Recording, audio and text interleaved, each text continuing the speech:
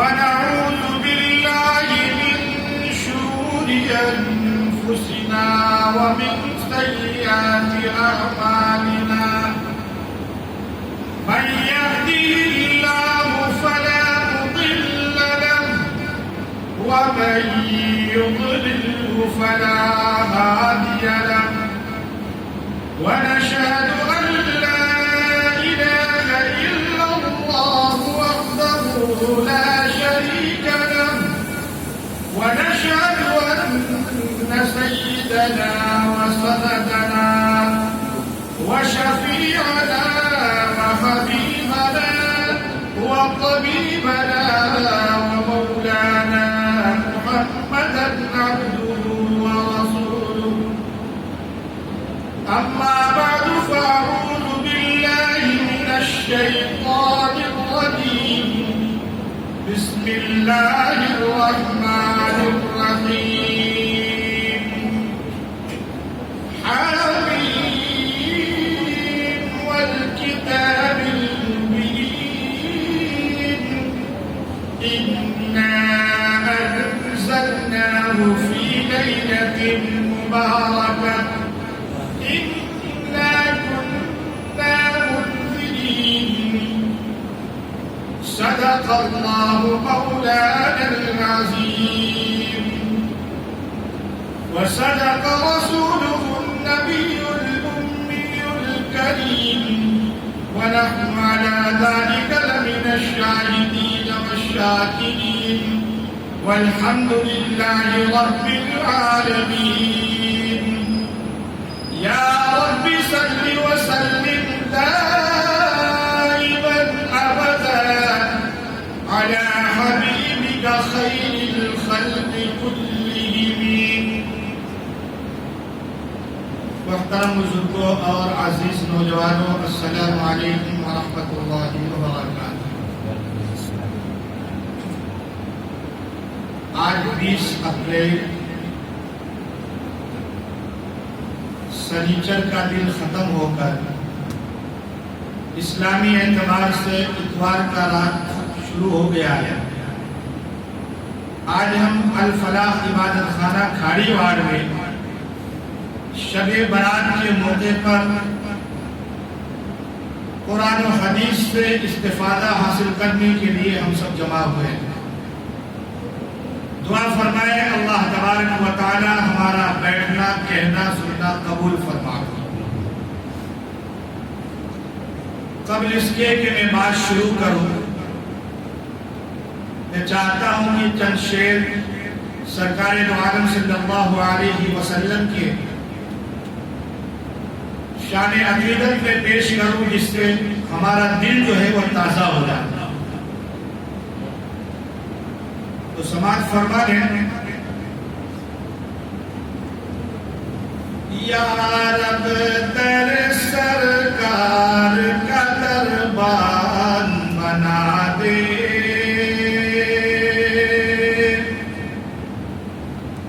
یا رب تر سرکار کا دربان بنا دے، دربان بنا دے. مجھے جیسے گداگر کو بھی سلطان بنا دے، مجھے جیسے گداگر کو بھی سلطان بنا دے. کوئی شعر سمجھ میں آ جائے تو سبحان اللہ کہیں گے تو انشاءاللہ ثواب ملے گا. اس بات یہ حوصلہ افزائی کی ضرورت نہیں ہے، سبحان اللہ بولیں گے اس میں آپ کو بھی ثواب ملے گا. خالی ہے میرا ہاتھ بہت دور ہے طیبہ، بہت دور ہے طیبہ. خالی ہے میرا ہاتھ بہت دور ہے طیبہ، بہت دور ہے طیبہ. اس منزل دشوار کو آسان بنا دے، اس منزل دشوار کو آسان بنا دے. شعر خاص طور پر سماعت فرمائے. مصروف رہوں صبح مساء نعت نبی میں، نعت نبی میں. صبح مساء یعنی صبح اور شام میں نعتی پڑھتا رہوں، شاعر یہ کہتا ہے. مصروف رہوں صبح مساء نعت نبی میں، نعت نبی میں. مصروف رہوں صبح مساء نعت نبی میں، نعت نبی میں. دھڑکن کو قلم دل کو قلم دان بنا دے، دھڑکن کو قلم دل کو قلم دان بنا دے. اب ایک دعا ہے. اے ملت اسلام کے بھٹکے ہوئے لوگوں، بھٹکے ہوئے لوگوں. اے ملت اسلام کے بھٹکے ہوئے لوگوں، بھٹکے ہوئے لوگوں. اللہ ہمیں صاحب ایمان بنا دے، اللہ ہمیں صاحب ایمان بنا دے. شعر تو کئی ہیں، مجھے سب بھی پڑھنا ہے، آخری میں پڑھ رہا ہوں. یہ بھی ایک دعا ہے. پڑھنے کی دے توفیق مسلمان بچوں کو، پڑھنے کی دے توفیق مسلمان بچوں کو، مسلمان بچوں کو. اللہ انہیں حافظ قرآن بنا دے، اللہ انہیں حافظ قرآن بنا دے. یا رب در سرکار کا دربان بنا دے، مجھ جیسے گداگر کو بھی سلطان بنا دے. درود شریف پڑھیں. اللہم صلی علی سیدنا مولانا محمد وعلی آل سیدنا مولانا محمد وبارک وسلم. محترم بزرگوں اور پردہ نشین میری ماں اور بہنیں، آج کی رات بڑی ہی برکت اور رحمت والی رات ہے. اس میں چند باتیں عرض کرنی ہے کہ اس رات کی فضیلت کیا ہے، اس رات میں ہمیں کیا کرنا چاہیے اور کیا نہ کرنا چاہیے. اس رات میں کن کی بخشش ہوگی، کنہیں اللہ تعالیٰ معاف کر دیں گے، اور وہ کون سے بد نصیب لوگ ہیں جنہیں اللہ تعالیٰ یوں ہی چھوڑ دیتے ہیں. ایسی رحمت اور برکت والی رات میں بھی ان کی مغفرت نہیں ہوتی. کن کن چیزوں سے ہمیں بچنا ہے اور کیا کیا کام کرنا ہے، یہ تمام چیزیں انشاءاللہ مختصر طور پر آپ کے سامنے آ جائیں گی. اسے کہتے ہیں شب برات. شب کا معنی ہے رات اور برات کہتے ہیں نجات، یعنی چھٹکارے کی رات. جو شخص اس رات کو عبادت کر لے، اللہ تعالیٰ سے اپنی گناہوں سے معافی مانگ لے، اللہ اسے گناہوں سے نجات دے دیتا ہے، اسے بری کر دیتا ہے. اس لیے کہتے ہیں شب برات. شب برات کی فضیلت تقریباً 10 صحابہ کرام سے ثابت ہے. 10 صحابہ ہیں جن میں سے حضرت ابوبکر صدیق، حضرت عائشہ رضی اللہ عنہ، عطا ابن یسار، حضرت علی کرم اللہ وجہہ. ایسے بہت سے صحابہ ہیں جن سے اس رات کی فضیلت ثابت ہے. اب فضیلت کیا ہے؟ عائشہ فرماتی ہیں کہ سرکار دو عالم صلی اللہ علیہ وسلم ایک رات گھر تشریف لائے اور آپ کی عادت ہوتی تھی کہ گھر میں جب تشریف لاتے تھے تو آہستہ سے دروازہ کھولتے کہ سونے والا کوئی بھی ہو اس کو خلل نہ پڑے، تکلیف نہ ہو۔ آہستہ سے دروازہ کھولا، فرماتی ہے کہ میں جاگ رہی تھی، میں دیکھ رہی تھی، اور آہستہ سے کپڑے اتارے، تھوڑی دیر آرام کیا اور اس کے بعد پھر کھڑے ہو گئے، اور کھڑے ہونے کے بعد کرتا پہنا پھر واپس، اور پھر وہاں سے دروازہ آہستہ سے کھولا اور نکل گئے باہر۔ میں پریشان ہو گئی، ابھی آئے اور ابھی سوئے بھی نہیں، پھر واپس گئے۔ میرے دل میں خدشہ ہوا کہ ہو سکتا ہے کہیں دوسرے سوکن کے پاس میرے چلے گئے، کیونکہ حضور صلی اللہ علیہ وسلم کی 11 بیویاں تھی، ہر ایک یہاں باری لگی ہوئی تھی، تو ان کو ایسا محسوس ہوا کہ آج میری باری کا دن ہے، کہیں کسی اور کے پاس تو نہیں چلے گئے۔ عائشہ فرماتی ہے کہ میں پیچھے پیچھے دوڑتی رہی، آپ صلی اللہ علیہ وسلم آگے آگے جا رہے ہیں، لیکن قربان جاؤں میرے آقا محمد عربی صلی اللہ علیہ وسلم پر کہ میں کچھ اور سوچ رہی تھی اور دیکھ کچھ اور رہی تھی۔ میں جب پیچھے پیچھے گئی تو دیکھا کہ آپ جنت البقیع میں تشریف لے گئے اور وہاں پہ سجدہ ریز ہو گئے اور سجدے میں گر کے زار پتال ہو رہی ہیں، اور میں آہستہ سے دبے پاؤں وہاں سے دوڑتی بھاگ کے واپس آئی اور گھر میں سو گئی۔ جب حضور صلی اللہ علیہ وسلم دعا سے فارغ ہوئے، فارغ ہو کر جب گھر تشریف لائے، مجھے دیکھا کہ میری سانس جو ہے وہ چڑھ رہی تھی، کیونکہ میں دوڑ کر آئی تھی، سانس پھول رہا تھا اور سانس چل رہی تھی۔ پوچھا کہ عائشہ کیا بات ہے، کیا ماجرا ہے؟ کہا کہ یا رسول اللہ میرے ماں باپ آپ پر قربان ہو، جب آپ گھر میں تشریف لائے اور تھوڑی دیر میں جب واپس چلے گئے تو مجھے ایسا محسوس ہوا آپ میری کسی سوکن کے گھر جا رہے ہیں، اس لیے میں آپ کے پیچھے پیچھے ہو رہی، لیکن میں اس وقت دنگ رہ گئی، اس وقت میں تعجب میں پڑ گئی کہ جب میں نے یہ دیکھا کہ آپ سوکنوں کے گھر میں بھی آ رہے ہیں، آپ کو جنت البقیع میں آ رہے ہیں، اس لیے میں واپس آ گئی، اور وہ دوڑی جو ہوں اس دوڑنے کی وجہ سے میری سانس پھول گئی۔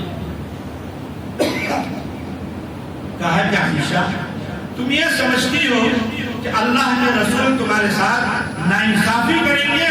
نہیں، بلکہ جبرائیل امین تشریف لائے تھے اور انہوں نے بتایا کہ آج نصف شعبان ہے، یعنی شعبان کی 15ویں رات ہے، اور فرمایا کہ آج جو عبادت کرے گا اللہ تبارک و تعالی بنی کلب کی بکریوں کے بال کے برابر اللہ اس امت کے لوگ گنہگار لوگوں کی بخشش کر دیں۔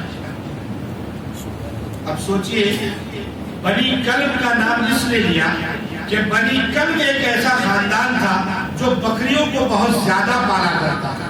اب ایک بکری کے اوپر اگر آپ ہاتھ رکھ دیں ایک ہاتھ کے نیچے، اور سوچیں کتنے بال آئیں گے۔ اللہ کے رسول نے یہ فرمایا کہ بنی کلب کی جتنی بکریاں ہیں ان کے جتنے بال ہیں ہر بال کے برابر اس امت کے گنہگار کو اللہ بخشش فرمائے، اور فرمایا کہ اللہ تبارک و تعالی ہر روز اخیر شب میں آسمان دنیا پہ آ کر لوگوں سے پکارتے ہیں۔ اللہ تعالیٰ کے آنے کا مطلب اللہ کی رحمت آتا ہے۔ اللہ کوئی جسم والے نہیں ہے، اللہ کا کوئی جسم نہیں ہے کہ اللہ تعالیٰ آئیں گے۔ اس حدیث کے بتانے کا مطلب یہ ہوا کہ ہر روز آخری وقت میں صبح 4 بجے 3 بجے اللہ کی رحمت آتی ہے اور پکارتی ہے کہ ہے کوئی مانگنے والا۔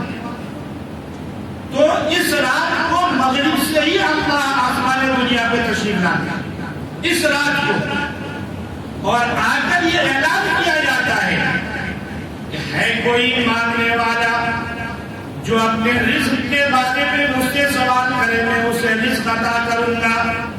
اللہ فرماتے ہیں کہ ہے کوئی مانگنے والا جو اپنی عافیت مانگتا ہوں، میں اسے اپنی عافیت عطا کروں گا۔ ہے کوئی مانگنے والا جو مغفرت چاہتا ہوں، میں اسے زندگی بھر کے گناہ معاف کر دوں گا. اللہ کے طرف سے اعلان ہوتا ہے. ایک روایت ہے اور ایک فضیلت بیان کی ہے. اس کے علاوہ پھر دیکھا کہ حضور صلی اللہ علیہ وسلم سجدے میں پڑھ کر عافیت کی دعا مانگی اور کہا کہ اپنی امت کو کہو کہ عافیت کی دعا مانگو. میرے عزیز اور دوستو، اس رات میں اللہ تبارک و تعالی گناہوں کی مغفرت کرتا ہے. اور یہ اللہ کی شان دیکھیے، یہ اللہ کا کرم دیکھیے کہ یہ کچھ راتیں ہمیں دے دی ہیں گنہگاروں کے لیے کہ کم سے کم اس بہانے تو میرے در پر آ جاؤ. ویسے تو تم میرے در پر نہیں آتے ہو، لیکن یہ چند راتیں اللہ نے دے دی کہ کم سے کم اس بہانے تم میرے در پر آ جاؤ گے، جبینے نیاز جھکا دو گے، طلب کا دامن پھیلا دو گے، اللہ تجھے معاف کر دے. صرف ہمارے آنے میں دیری ہے، اللہ کی رحمت کے آنے میں دیری نہیں. اور بھی مختلف روایات ہیں اور الگ الگ اس کے مضمون ہیں. اگر سب روایتوں 10 روایتوں کو بالتفصیل بیان کیا جائے تو تقریباً آدھی رات ہو سکتی ہے. ایک روایت میں یوں آتا ہے کہ اللہ تبارک و تعالی اس رات میں جتنا بھی بڑا گنہگار ہے سب کی بخشش فرما دیتے ہیں، لیکن چند ایسے گنہگار ہیں جن کی بخشش اللہ نہیں فرماتے. اس میں سے ایک شخص اللہ کے ذات اور صفات میں شریک کرنے والا یعنی مشرک، جو شرک کرتا ہے. فرمایا قرآن میں ان اللہ لا یغفر ان یشرک به ویغفر ما دون ذلک. اللہ فرماتے ہیں کہ بے شک اللہ تعالی لا یغفر ان یشرک به ویغفر ما دون ذلک. اللہ مشرک کی مغفرت نہیں کرتا، شرک کرنے والے کی مغفرت نہیں کرتا، اس کے علاوہ جسے چاہتا ہے مغفرت کر دیتا ہے. اللہ کی ذات اور صفات میں کسی کو شریک کرنا جسے پارٹنرشپ کہتے ہیں، اس کو ایک مثال سے آپ سمجھ سکتے ہیں کہ ایک بیوی ہے، ایک دوست ہے، دونوں دوست آپس میں ہر چیز میں پارٹنرشپ کر لیتے ہیں. سونے میں پارٹنرشپ کر لیے، دھندے میں پارٹنرشپ کر لیا، کھیلنے کودنے میں کر لیا، ہر چیز میں برداشت کر لیتا ہے. لیکن یہی دوست اگر کہے کہ میری شریک حیات میں پارٹنرشپ بناؤ گے، سارے دوست یہاں ختم ہو جاتے ہیں. ہو جاتی بھی نہیں ہو جاتی. جب ہم اتنے غیر مند ہیں کہ اپنی بیوی شریک حیات میں پارٹنرشپ برداشت نہیں کر سکتے ہیں، تو اللہ کتنا غیور ہے کہ اپنے خدائی میں کسی کو پارٹنرشپ کیسے برداشت کر سکتا ہے؟ نہیں برداشت کر سکتا. کوئی شرک کرتا ہے اللہ کا عرش ہل جاتا ہے. اس لیے فرمایا سب گناہ کو معاف کر دے گا، شرک کو نہیں معاف کرے گا. اس پر میں تفصیلی گفتگو نہیں کر سکتا. دوسرے نمبر پر والدین کا نافرمان، جو اپنے ماں باپ کا نافرمان ہو وہ شخص بھی اس رات کی برکت اور رحمت سے محروم رہ جاتا ہے، اللہ اسے معاف نہیں کرتا. قرآن میں اللہ تعالیٰ نے کئی جگہ دو چیزوں کو ایک جگہ بیان فرمایا ہے. جیسے وَأَقِیمُوا الصَّلَاةَ وَآتُوا الزَّکَاةَ، نماز کے ساتھ زکات کو بیان فرمایا. اسی طرح کی طریقے سے اللہ نے جہاں اپنی بڑائی بیان کی، جہاں اپنی کبریائی بیان کی، وہاں پہ اللہ تعالیٰ نے ماں باپ کے احسان کا ذکر کیا. فرمایا وَقَضَىٰ رَبُّكَ أَلَّا تَعْبُدُوا إِلَّا إِيَّاهُ وَبِالْوَالِدَيْنِ إِحْسَانًا. یا اپنا حکم بیان کیا اور اس کے ساتھ ساتھ والدین کا بھی ذکر کر دیا کہ تم میری عبادت کے ساتھ ساتھ والدین کے ساتھ حسن سلوک کرو. والدین کا بہت بڑا مقام ہے میرے عزیزو. جتنے گناہ ہیں ان تمام کی سزا اللہ مرنے کے بعد دے گا، لیکن والدین کے ستانے اور ان کو تکلیف پہنچانے کی سزا اللہ دنیا میں بھی دیتے ہیں، آخرت میں بھی دیتے ہیں۔ ایک صحابی آئے اور سوال کیا، یا رسول اللہ صلی اللہ علیہ وسلم، میرے ماں باپ میرے اوپر ظلم کرتے ہیں تو کیا میں ان کی اطاعت کروں، ان کی فرما برداری کروں؟ قربان جائیے سرکار دو عالم صلی اللہ علیہ وسلم پر آپ نے ایک بار نہیں 4 بار فرمایا کہ اگر وہ تمہارے اوپر ظلم کرے تو بھی اطاعت کرنا، اگر تمہارے اوپر ظلم کرے تو بھی اطاعت کرنا، ایسے 4 بار فرمایا۔ اس کا مطلب یہ نہیں ہے کہ ماں باپ بیٹے پہ ظلم کرے، یہ تو ماں باپ کو بتایا، یہ بچے کو بتایا۔ اگر وہ ظلم کرتے ہیں وہ ان کا طریقہ ہے، وہ ان کے اعمال ہیں، لیکن تیرا عمل یہ ہے ان کے ساتھ حسن سلوک ہے، اچھائی سے پیش آ۔ آپ نے دیکھا ہوگا چھوٹا سا بچہ ہے، باپ کو تھپڑ مار دیتا ہے، چھوٹا ہے تو باپ مزے میں لے کر بیٹا اور مار لیا، ادھر مار لیا اور ادھر مار لیا، اس کو اور پیار آتا ہے۔ میرے اللہ کے بندو، جوانوں سوچ لو اس بچپنا کو کہ جب بچپن میں میرے والدین کو میں تھپڑ مارتا تھا وہ برداشت کر لیا کرتے تھے، اور بڑھاپے میں اگر وہ کچھ کرتے ہم کو بھی برداشت کرتا، ہمیں بھی برداشت کرنا چاہیے۔ ان کا بھی اب بچپنا شروع ہو گیا، وہ بوڑھے ہو گئے۔ اس لیے میرے بھائیوں، ماں باپ کا نافرمان اس رات میں اس کی رحمت اور برکت سے محروم ہو جائے گا۔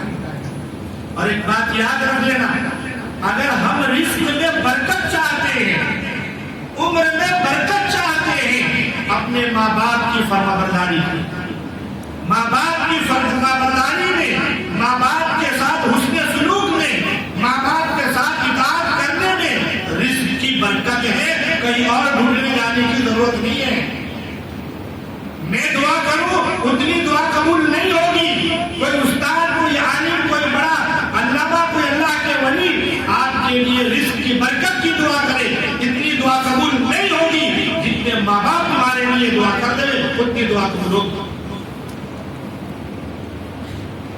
ایک مظلوم کی بد دعا اللہ ٹالتا نہیں ہے، فوراً قبول کرتا ہے جس پر ظلم ہوا ہو، اور ایک ماں باپ کی دعا اپنے اولاد کے حق میں وہ قبول ہوتا ہی ہوتا ہے۔ اس لیے اپنی ماں باپ کے ساتھ ہم حسن سلوک کریں۔ اگر ابھی ناراضگی ہے رات ہی میں ان سے معافی تلافی کر لیں، کچھ ہو گیا ہو تو ان سے معافی مانگ لیں، ہم چھوٹے نہیں ہو جائیں گے۔ آج ہم طاقت دیا ہے، یا چاہے ہم ڈاکٹر ہیں یا ہم جو کما رہے ہیں، اس کمانے کی طاقت اور یہاں تک کس نے ہمیں پہنچایا؟ ماں باپ ہی تو پہنچائے۔ اگر بچپن کے اندر ہمارا گلا دبا دیتے، بچپن میں ہمیں دودھ نہیں دیتے، بچپن میں ہمیں کھانا نہیں کھلاتے، بچپن میں ہمیں اسکول نہیں بھیجتے، بچپن میں اگر ہماری تربیت نہیں کرتے تو آج ہم اس مقام تک نہیں پہنچتے۔ ان کی بہت قربانی ہے ماں باپ کی۔ آج چھوٹی چھوٹی باتوں پر ماں باپ کو جھڑک دیا جاتا ہے، دوستوں کی خاطر ماں باپ کی عزت کم کر دیا جاتا ہے، یہ قیامت کی علامت ہے، نشانی ہے۔ اس لیے میرے نوجوانوں خاص طور پر آپ اس چیز سے بچو، ماں باپ کی عزت کرنا سیکھو، ماں باپ کا احترام کرنا سیکھو۔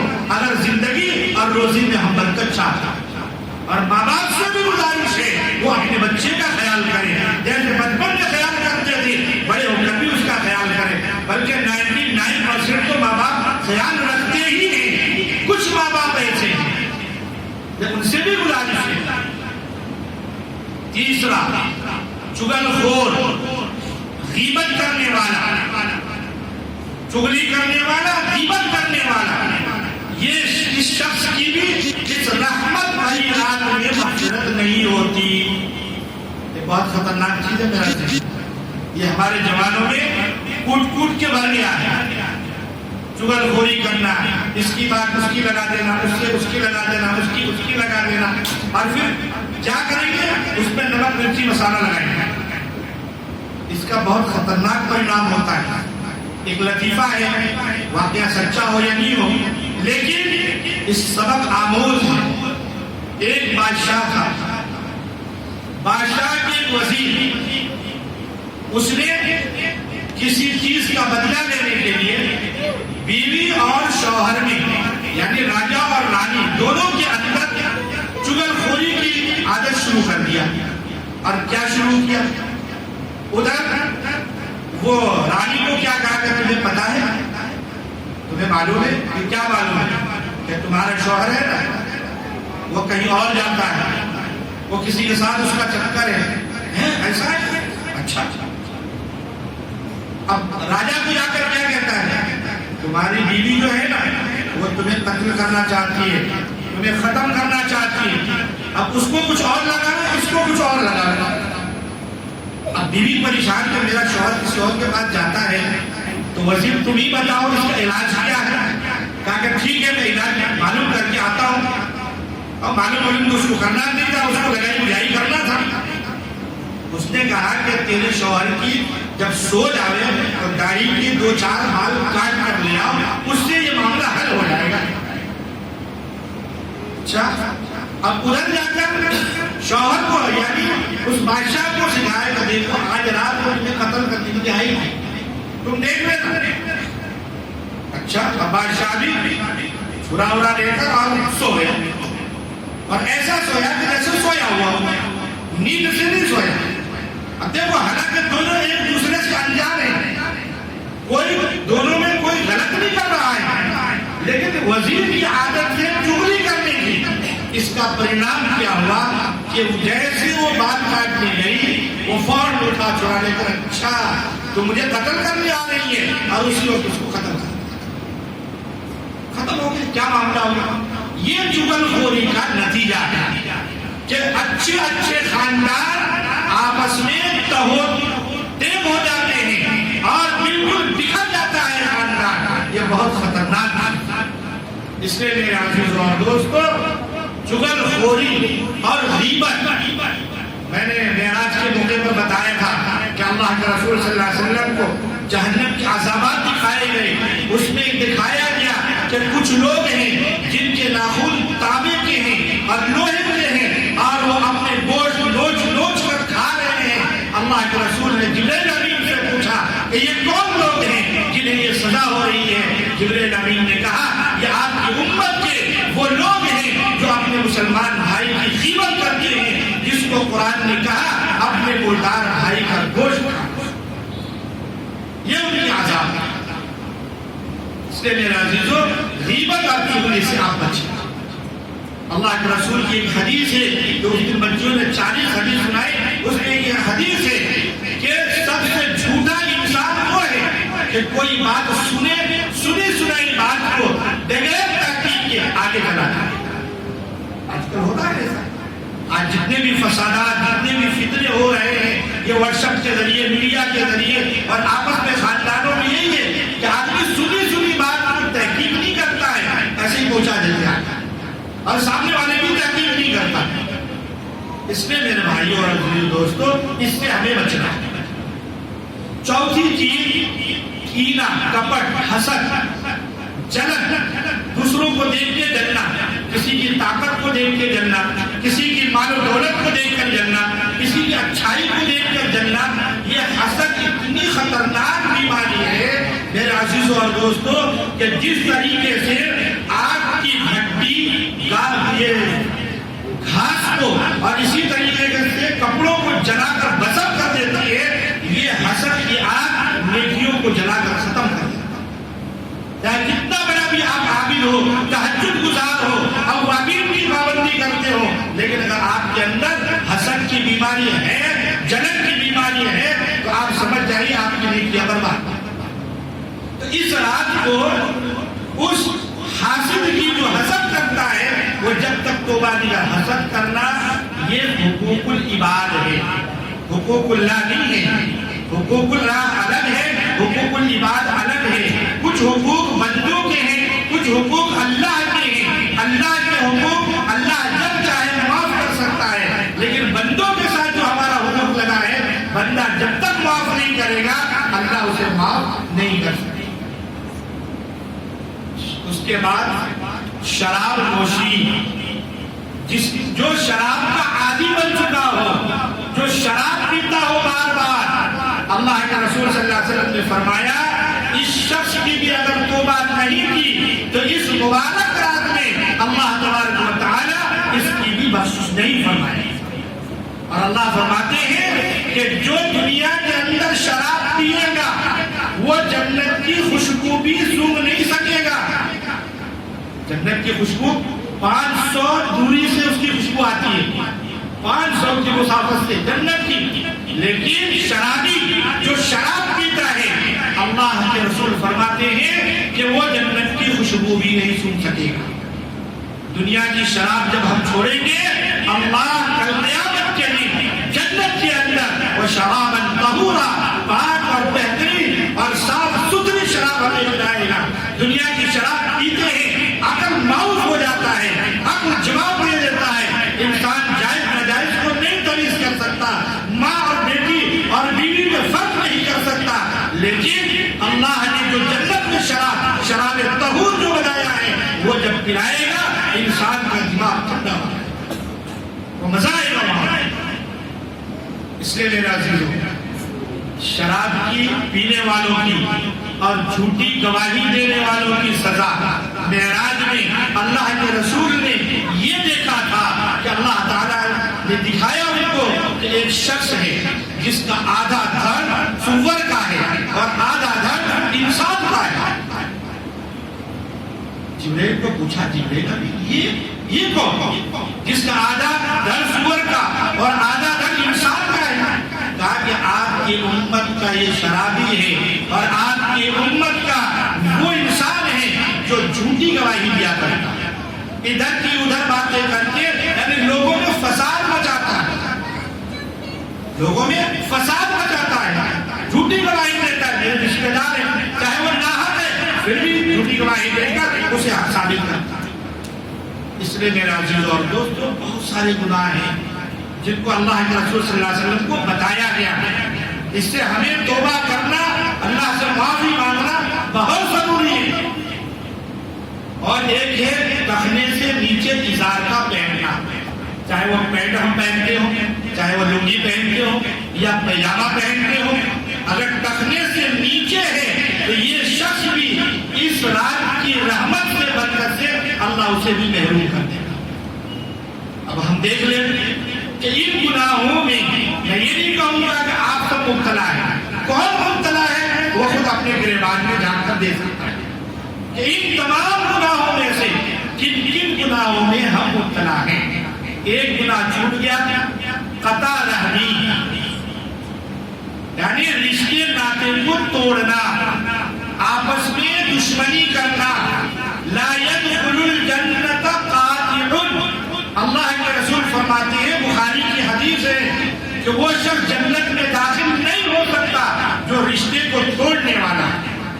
جب اللہ نے صلہ رحمی کو پیدا کیا تو صلہ رحمی نے اللہ کے عرش کو تھام لیا اور کہا کہ یا اللہ تو مجھے پیدا کر رہا ہے، لوگ میرے ساتھ نہ جانے کیا برتاؤ کریں گے. اللہ نے کہا اے صلہ رحمی، جو تجھے توڑے گا میں اسے توڑ کر رکھ دوں گا اور جو تجھے جوڑے گا میں اسے جوڑ دوں گا.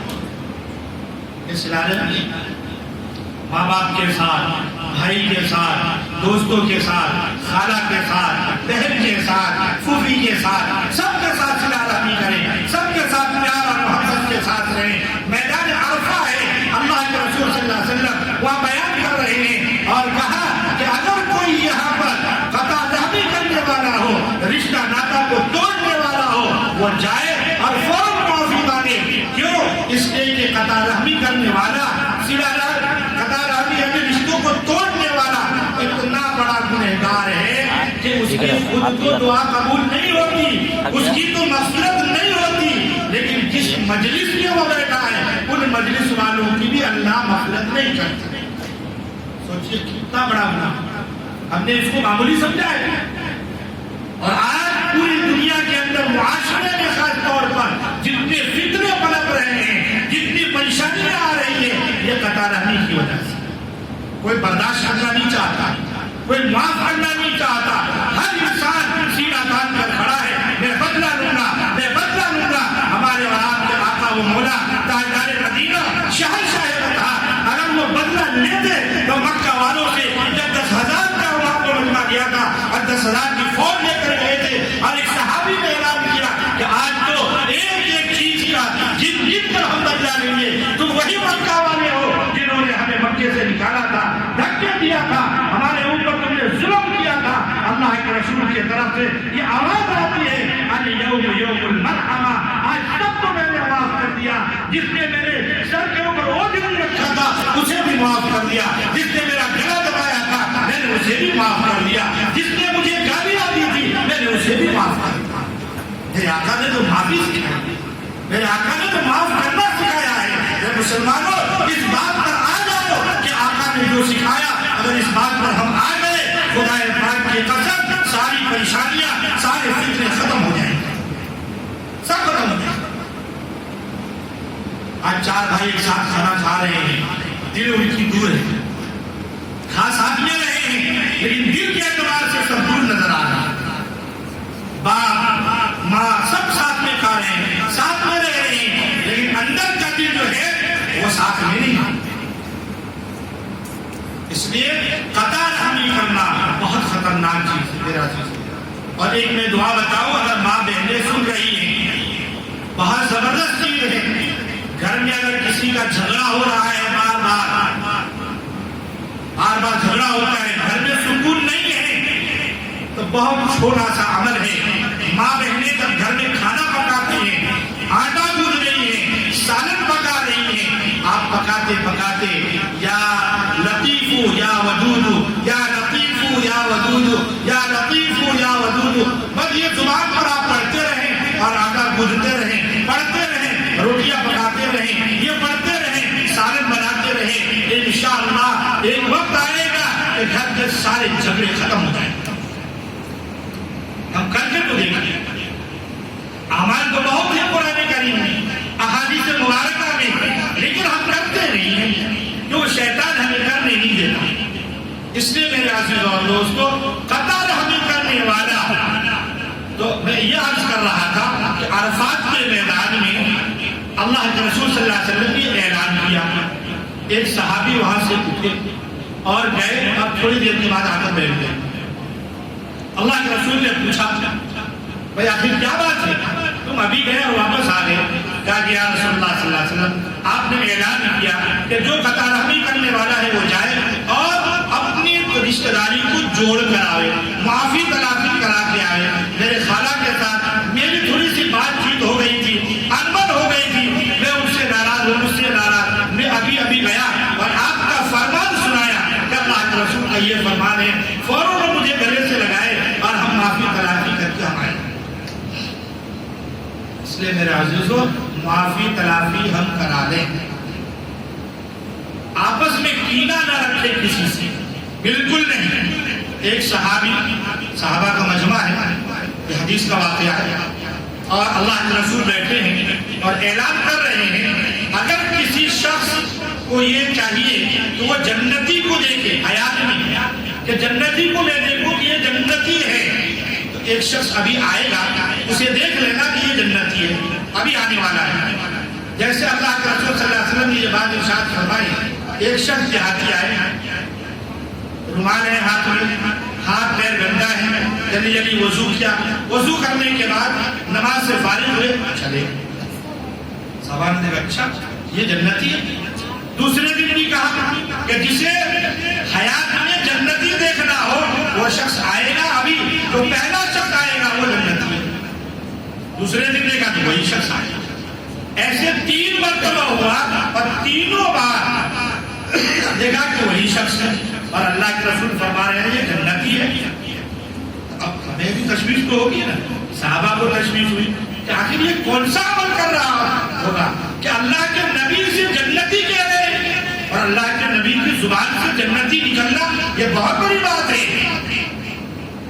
اب ایک صحابی ہے جن کے پیچھے ہو کہ میں آپ کے یہاں 3 دن مہمان رہنے والا ہوں، اب آج اگر ہمارے پیچھے کوئی لگ جائے اور کہیں کہ ہم آپ کے گھر میں 3 دن رہتے ہیں، ہماری کیا حالت بن جائے گی؟ وہ صحابہ تھا، کہا کہ بہت خوشی کی بات ہے، مہمان تو یہ اللہ کے بھیجا ہوا ہوتا ہے، آئیے کوئی حالت نہیں، جو ہم کھائیں گے آپ کو کھلائیں گے،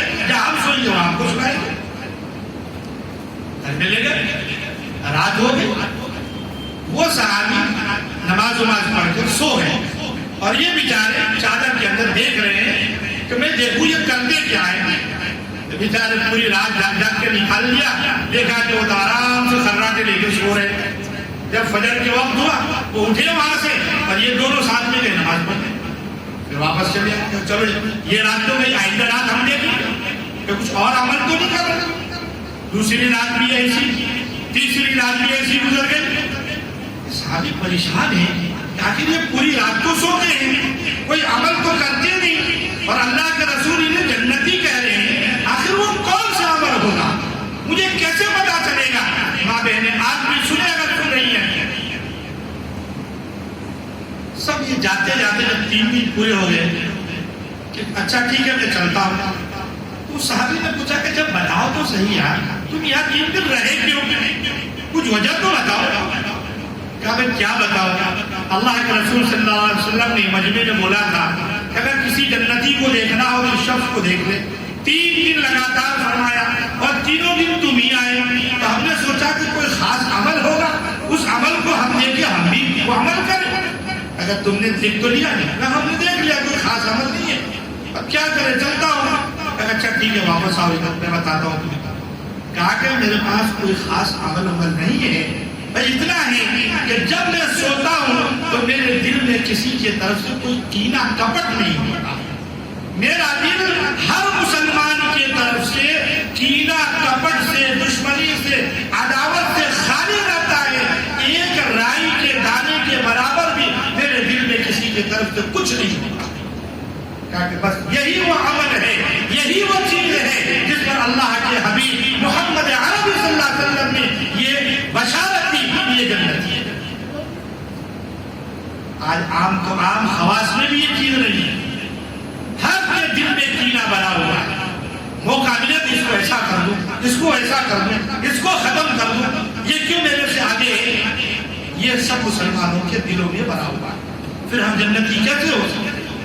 اس لیے میرے عزیزو اور دوستو، ان تمام چیزوں سے یہ جتنے بھی گناہ بتایا گیا، یہ گناہ کرنے والے اس رحمت یعنی آج کی رات جس میں اللہ کی رحمت موسلادھار بارش کی طرح برس رہی ہے، اس میں وہ لوگ محروم ہو جائیں گے اس وقت تک جب تک کہ وہ توبہ نہیں کریں گے.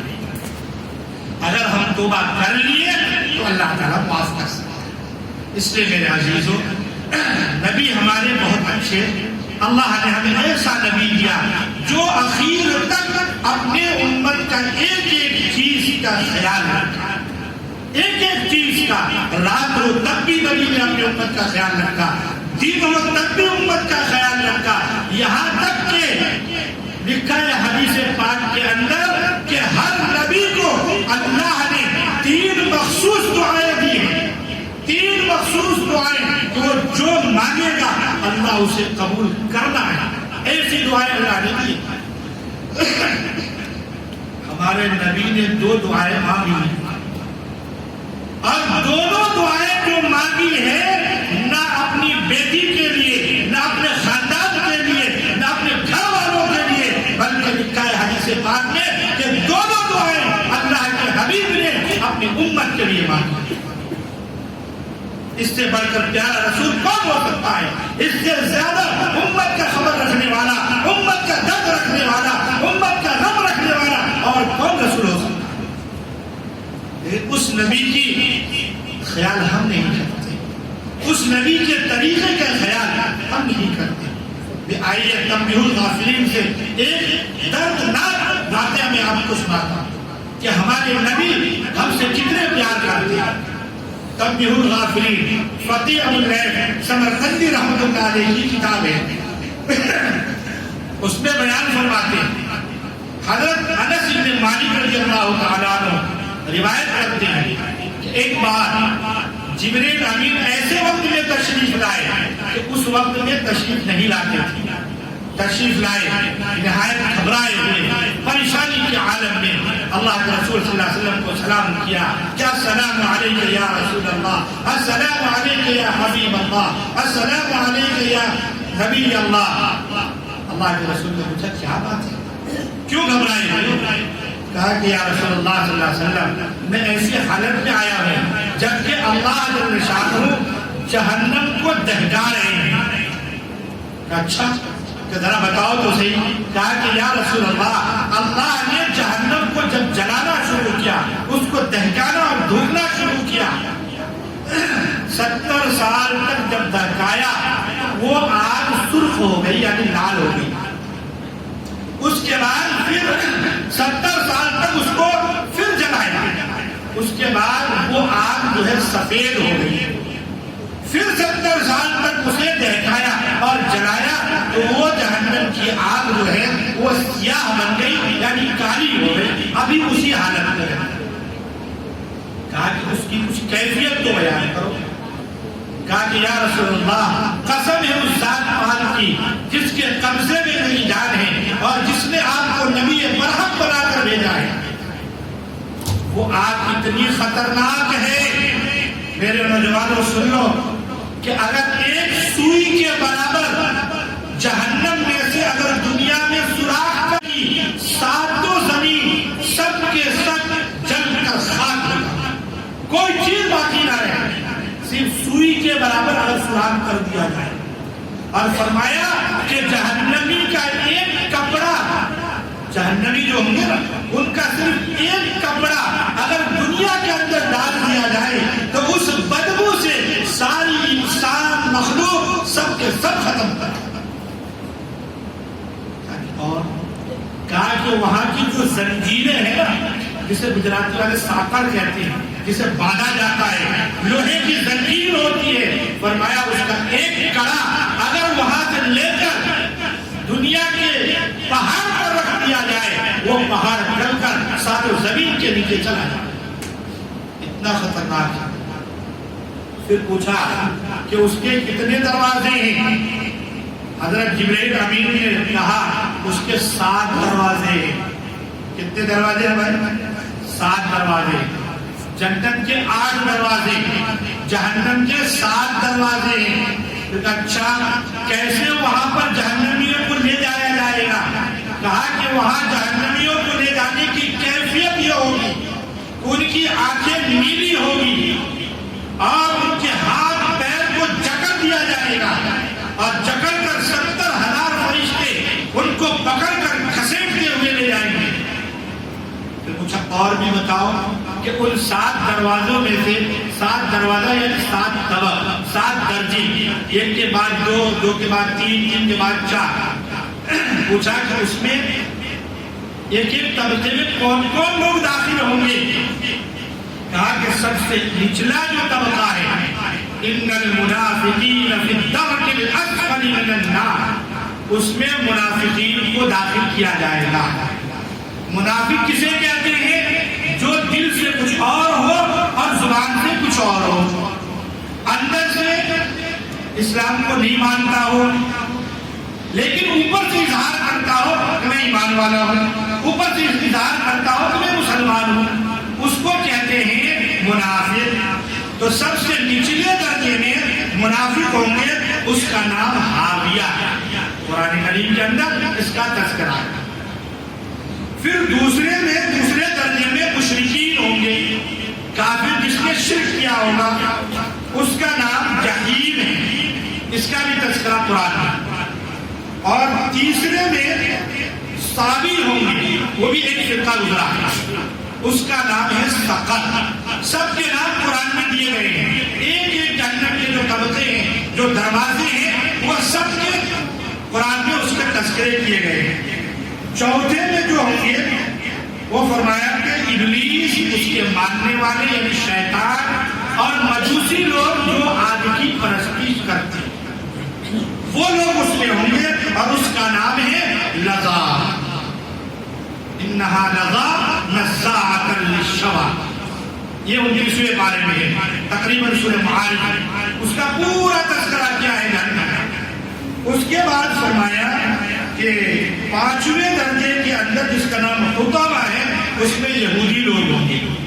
اور 6ٹھے درجے میں جس کا نام سعیر ہے, اس میں نصارہ ہوں گے. اب یہ 6 درجہ بتا کر جبرائیل پریشان ہو گئے. دوڑے ہوئے حضرت فاطمہ رضی اللہ عنہا کے دروازے پہ جاتے ہیں، دستک دیتے ہیں، السلام علیکم یا فاطمہ بنت رسول اللہ۔ کون ہے؟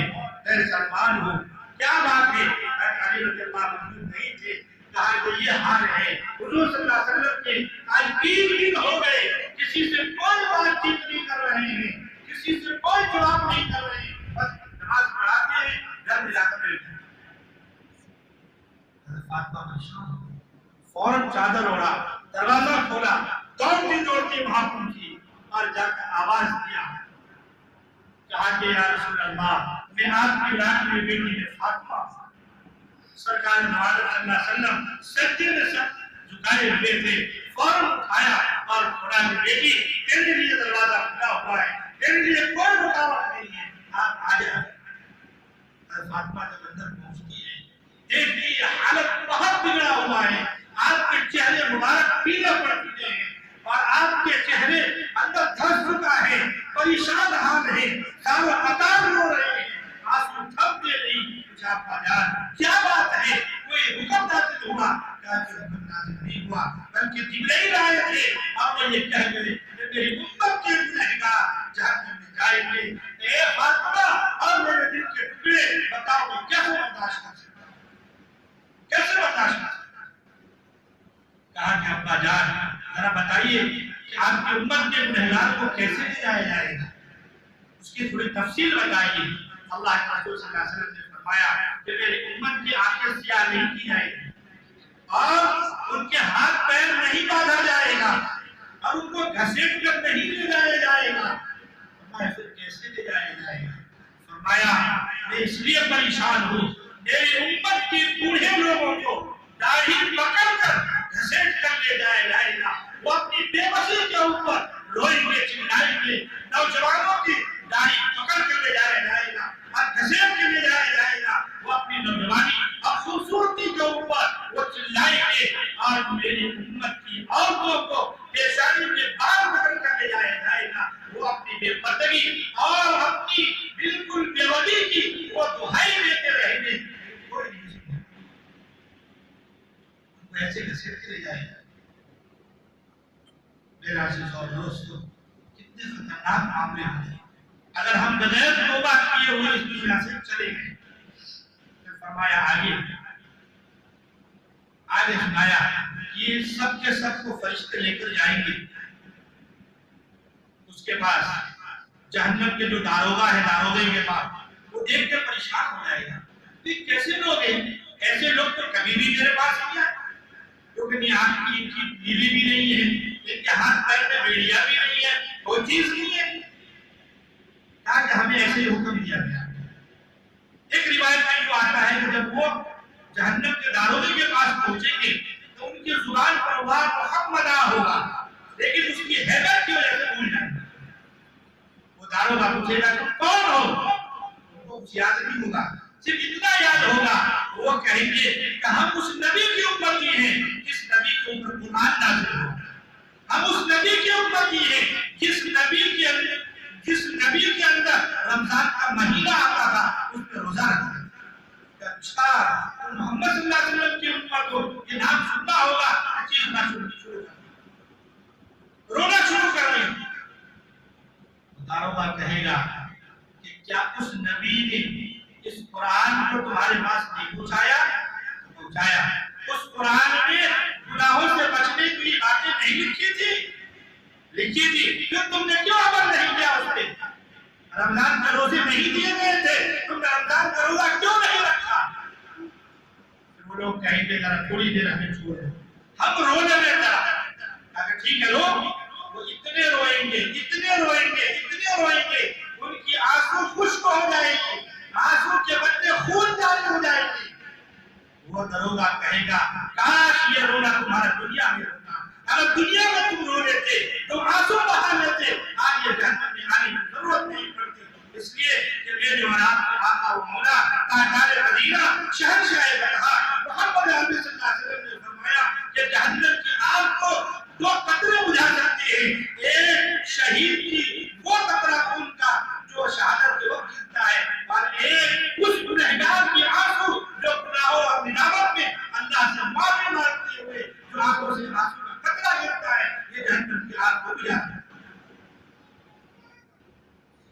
کہا لے جاؤ ان کو جہنم میں ڈال دو.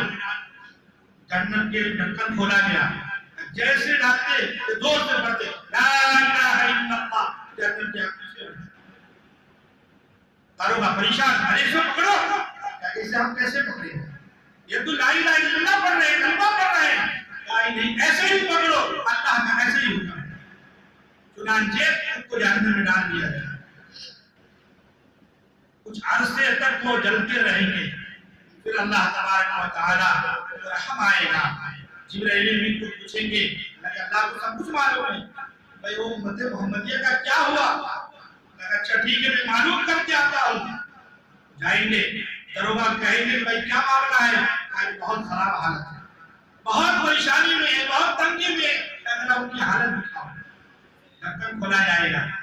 جب وہ جہنمی جب دیکھیں گے تو امت محمدیہ کے وہ گنہگار تو دیکھ کر سمجھ جائیں گے اتنا نہایت حسین اور خوبصورت فرشتہ ہے, یہ عذاب کا فرشتہ نہیں.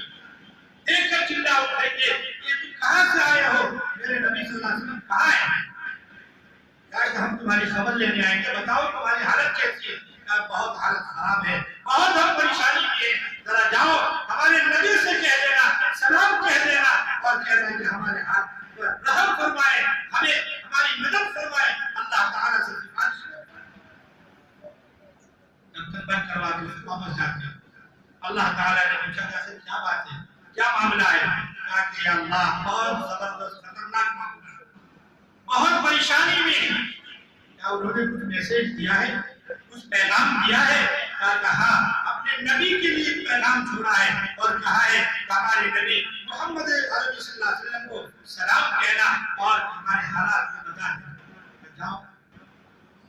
فرمایا کہ آپ صلی اللہ علیہ وسلم کے پاس ہی جائیں گے, آپ کے نور کے خطبے کے اندر ہوں گے جو زبردست خطبہ ہوگا, بہترین گھر, اور کہیں گے کہ میں وہاں سے آیا ہوں جو آپ کے گنہگار امتی جہنم میں چل رہے تھے, وہاں سے میں آیا ہوں. کہا کہ انہوں نے کچھ میسج دیا ہے؟ کہا کہ انہوں نے آپ کو سلام کہا ہے, ان کی حالت بہت خراب ہے, آپ ان کی سفارش کی. لکھا ہے کتابوں کے اندر آپ صلی اللہ علیہ وسلم فوراً وہاں سے آئیں گے, اللہ کے حضور میں سجدہ نیاز ہو جائیں گے. اللہ کے رسول فرماتے ہیں اس وقت میں اللہ کی وہ تعریف میں بیان کروں گا کہ زندگی میں نے کبھی ویسی تعریف میں نے اللہ کی نہیں بیان کی, اور وہ جو تعریف بھی میں بیان کروں گا وہ اللہ میرے دل میں ڈالے گا.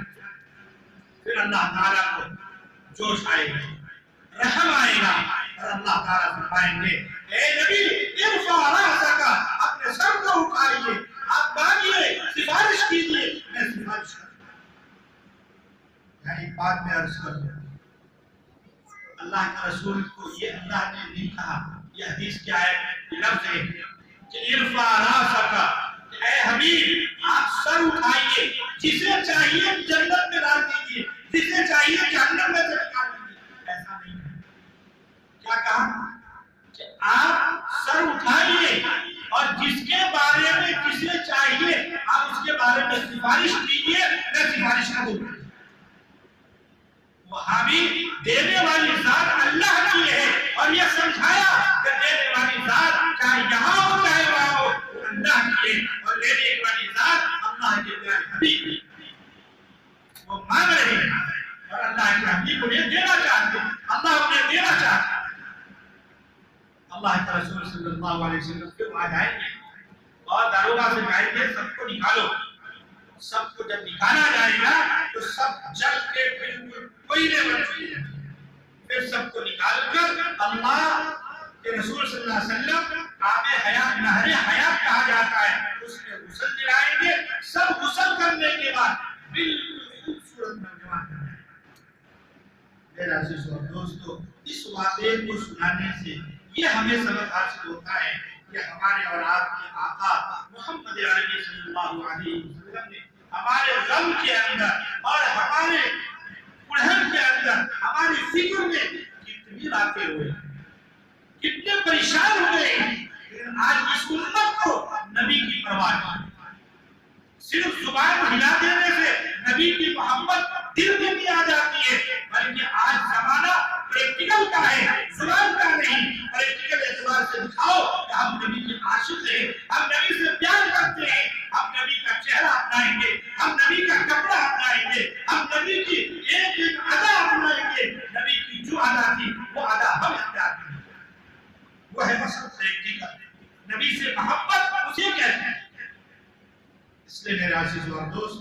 نبی کے پیارے بن جاؤ، نبی کے غلام بن جاؤ، نبی کی پیاری زندگی ہمارے زندگی میں آ جائے، ایسا کچھ کرو کہ نبی بھی خوش ہو جائے، اللہ بھی خوش ہو جائے۔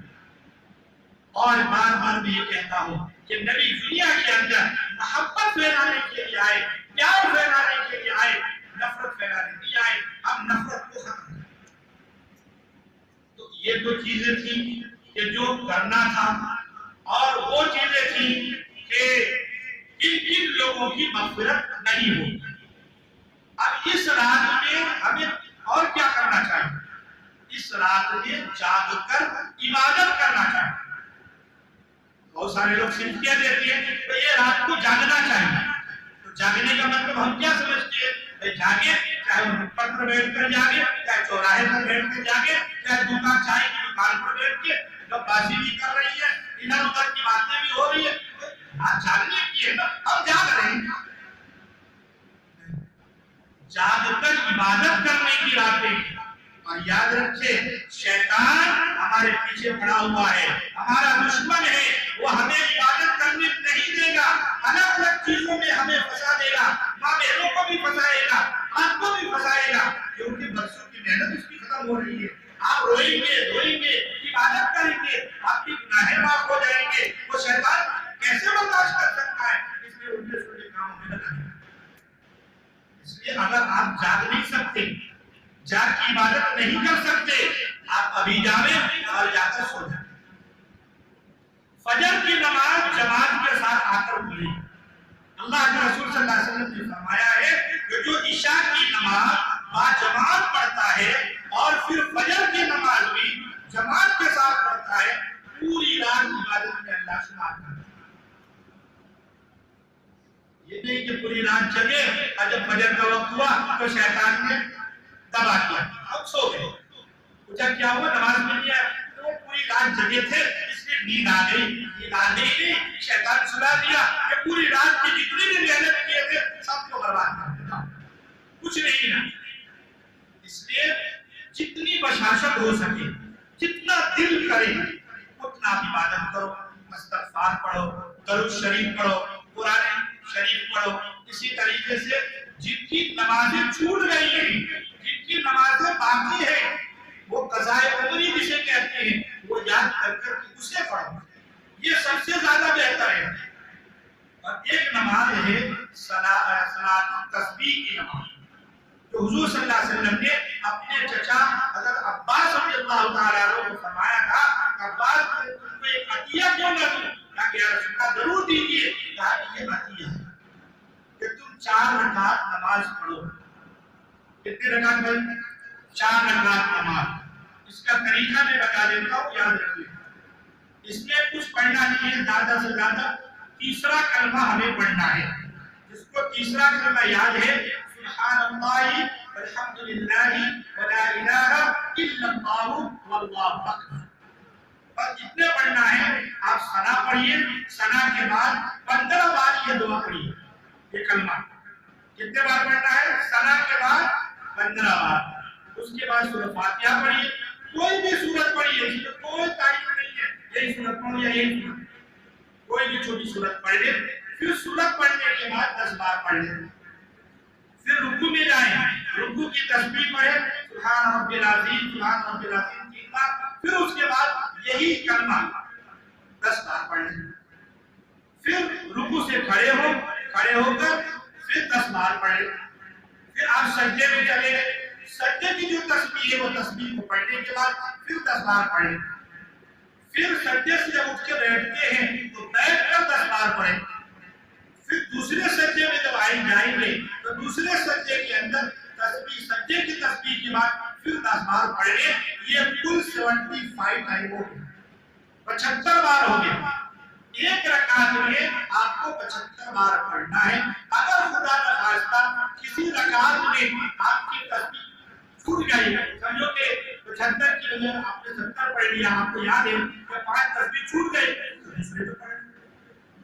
پورا 300 ہونا چاہیے چاروں رکعت میں کم سے کم۔ یہ فرمایا اگر تیرے سے ہو سکے تو روزانہ پڑھ، اگر روزانہ نہیں تو ہفتے میں پڑھ، اگر ہفتے میں نہیں تو مہینے میں پڑھ، اگر مہینے میں نہیں تو سال میں پڑھ، اللہ کے اگلے پچھلے سارے گناہ چاہے وہ سمندر کے چھاگ کے برابر ہو، اللہ سب کو معاف کر دے۔ چھوٹا سا عمل ہے، آدھا سے لے کر پورا گھنٹہ لگتا ہے، ہم کیوں نہیں یہ پڑھ رہے؟ جن کی قضائے عمری ہے ضرور ہے کہ قضائے عمری پڑھیں۔ دوسری چیز جو نہ کرنے کی ہے وہ ہم کرتے ہیں۔ اس رات یا شب برات میں کچھ چیزیں لوگ بناتے ہیں جسے حلوہ سے مشہور ہے۔ آپ معاف کیجیے گا کہ اس شب برات کے حلوہ کا کوئی تعلق نہیں، یہ کوئی تہوار نہیں ہے۔ اللہ کے نبی نے صرف دو تہوار بتلائے ہیں، عید اور بقرعید، ان دو کے علاوہ کوئی تہوار نہیں ہے۔ یہ شب برات تہوار نہیں ہے، عبادت کی رات ہے، اللہ سے مانگنے کی رات ہے۔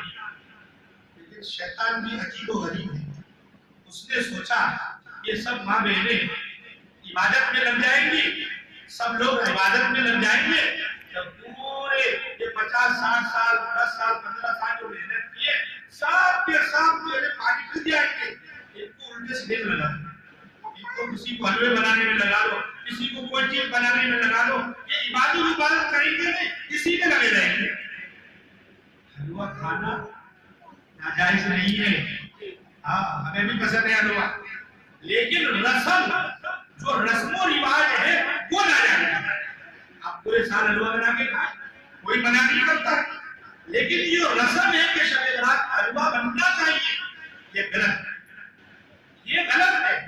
اور اس کی عالم نہ جانے کیسی کیسی روایتیں اور کیسی کیسی حدیثیں اور کیسی کیسی دلیلیں پیش کرتے ہیں۔ اس میں ایک دلیل پیش کیا جاتا ہے کہ حضرت ایک صحابی تابعی ہیں، ان کے حضرت اویس قرنی رحمۃ اللہ علیہ، ان کے دانت ٹوٹ گئے تھے اور وہ حلوہ سخت چیز نہیں کھاتے تھے، اس لیے حلوہ بنایا جاتا ہے۔ حلوہ کھانا سنت ہے تو دانت توڑوانا بھی تو سنت ہے۔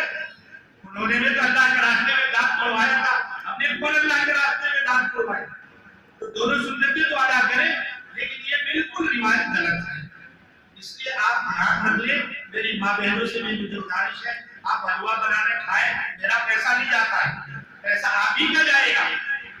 لیکن جو علماء حق بیان نہیں کرتے ہیں وہ ان کا قصور ہے، ان کو بیان کرنا ضروری ہے کہ آپ اس رسم و رواج میں نہ پڑیں، پورے سال آپ حلوہ بنائیں، لیکن شب برات سے حلوہ کا تعلق نہیں ہے، یہ کوئی تہوار نہیں۔ بہت سارے جگہوں پر لوگ پٹاخہ پھوڑتے ہیں، یہ دیوالی تھوڑی ہے، یہ رحمت کی رات ہے، اس میں معصوم فرشتے آتے ہیں اور ہم پٹاخے اور پھلجھڑیاں چھوڑے اس کے بدبو سے یہ رحمت کے فرشتے ہمارے پاس آئیں گے؟ وہ تو بھاگ جائیں گے، وہ چلے جائیں گے۔ یہ سب خرافات ہے، یہ سب بدعت ہے، اس لیے ہم بچیں۔ اور بھی بہت ساری چیزیں جو خرافات ہم کرتے ہیں، جیسے میں بار بار کہا کرتا ہوں کہ ہم اپنی کوئی بھی عبادت ہو، ان عبادت کو پوچھ کر کریں کہ ہمارے نبی کا اس میں کیا طریقہ رہا، صحابہ کا کیا طریقہ رہا۔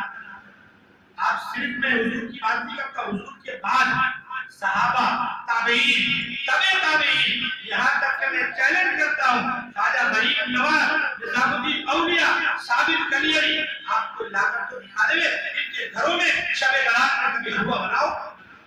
اگر حلوہ دین کی ہوتا اور دین جیسے سمجھا جا رہا ہے اس کا تعلق شب برات سے ہوتا، یہ اللہ کے ولی بھی تو بناتے، یہ دین کے کام میں پیچھے نہیں تھے، دین کے کام یہ آگے تھے۔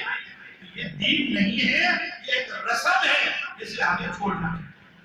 ان چیزوں کو چھوڑیں، خیر خیرات کریں، اللہ کے راستے میں دیں، غریبوں کو کھلائیں، یہ جو پیسہ ہے غریبوں کو دے دیں، ان کا ایک وقت پیٹ بھرے گا وہ آپ کو آئے دیں، ان کو جو آپ ہاسپٹل میں چلے جائیں، سرکاری ہاسپٹل میں جائیں، آپ کے پاس پیسہ ہے، بہت سے ایسے بیچارے ہیں جن کے پاس دوا لینے کے لیے پرزے لے کر گھوم رہے ہیں، دوا لینے کے لیے ان کے پاس پیسے نہیں ہیں، ان کو ہم دے دیں۔ یہ اصل کام ہے، تو جو اصل کام کرنا ہے اس میں ثواب ہے، وہ شیطان کرنے نہیں دیتے۔ اس لیے میرے بھائیوں ان تمام چیزوں کو چھوڑیں۔ اتنا بڑا محلہ ہے، اگر محلے کے ایک ایک فرد آ جاوے پوری کی پوری مسجد بھر جائے گی، اس کے باوجود آج مسجد بھری ہوئی ہے۔